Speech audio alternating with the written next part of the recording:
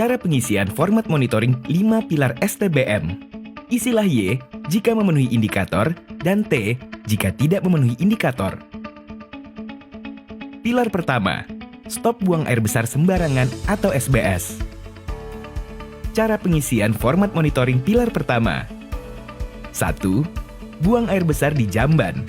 Pastikan dengan wawancara, setiap orang di dalam rumah BAB di jamban sehat, termasuk anak, lansia, perempuan hamil, dan penyandang disabilitas. 2. Jamban milik sendiri. Pastikan dengan wawancara dan pengamatan. 3. Kloset leher angsa. Pastikan dengan pengamatan, jenis kloset yang dipilih dapat disesuaikan dengan teknologi tepat guna sesuai kebutuhan masing-masing daerah untuk menjamin perubahan perilaku sanitasi. 4. Bangunan bawah. Pilih hanya satu. Pastikan dengan wawancara dan pengamatan. A. Tangki septik disedot setidaknya sekali dalam 3-5 tahun terakhir atau disalurkan ke sistem pengolahan air limbah atau SPAL. Pastikan dengan wawancara dan pengamatan. B. Tangki septik yang tidak pernah disedot atau disedot lebih dari 5 tahun terakhir atau termasuk rumah baru dibangun. Pastikan dengan pengamatan. C. Cubluk atau lubang tanah dan jarak pembuangan tinja ke sumur gali lebih dari 10 meter. Pastikan dengan pengamatan. D. Dibuang langsung ke drainase, kolam, sawah, sungai, danau, laut dan pantai, tanah lapang, atau kebun. Pilar kedua, cuci tangan pakai sabun atau CTPS. Cara pengisian format monitoring pilar kedua. 1. Memiliki sarana CTPS dengan air mengalir dilengkapi dengan sabun yang lokasinya mudah dijangkau pada saat waktu-waktu kritis CTPS. Pastikan dengan pengamatan. A. Dapat diakses oleh seluruh anggota rumah tangga, termasuk anak dan penyandang disabilitas. B. Lokasi yang mudah dijangkau. Misalnya, sarana CTPS harus terletak di sekitar tempat makan atau dapur. C. Sarana tidak harus dibangun khusus, cukup dengan air mengalir dan sabun sudah dihitung sarana. 2.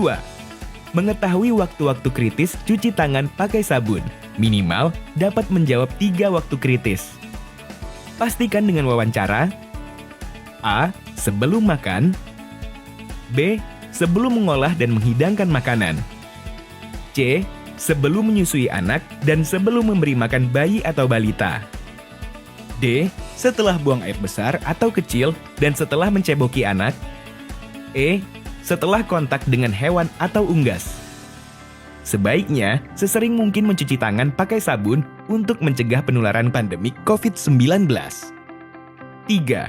Mampu mempraktekkan cara cuci tangan pakai sabun. Pastikan dengan demonstrasi.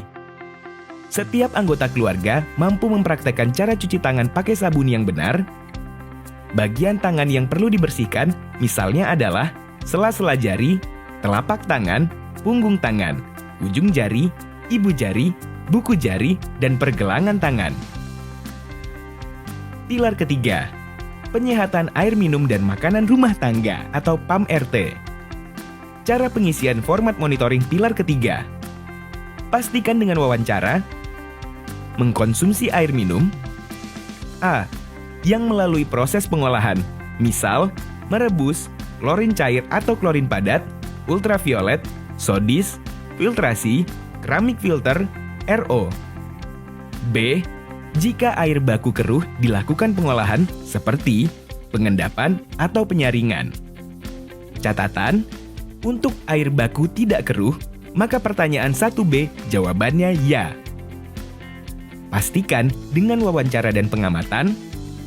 Menyimpan air minum di dalam wadah yang tertutup rapat, kuat, terbuat dari bahan stainless steel atau keramik atau kaca, dan jika terbuat dari plastik, memiliki tanda gelas dan garpu, serta diambil dengan cara yang aman, yaitu tidak tersentuh tangan atau mulut.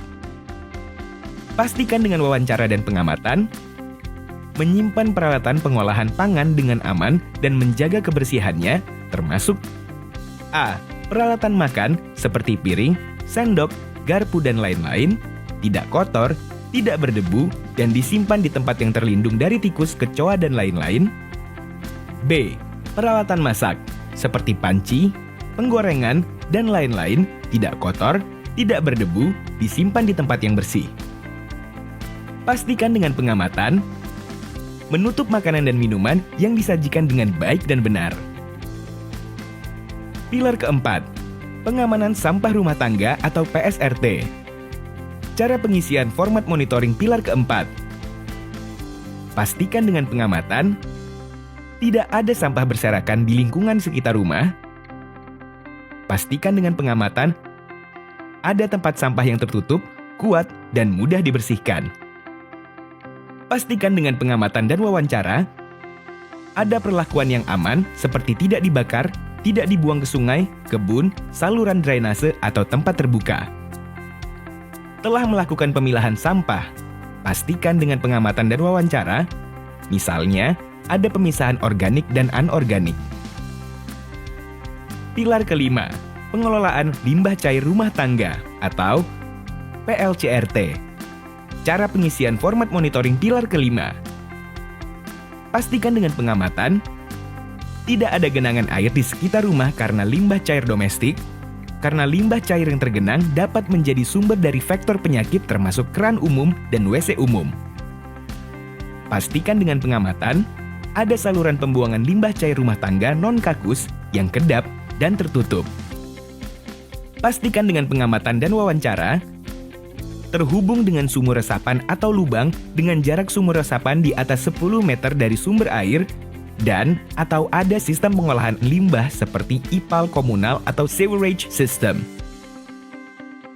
Kementerian Kesehatan telah mengembangkan sistem monitoring dan evaluasi STBM 5 pilar.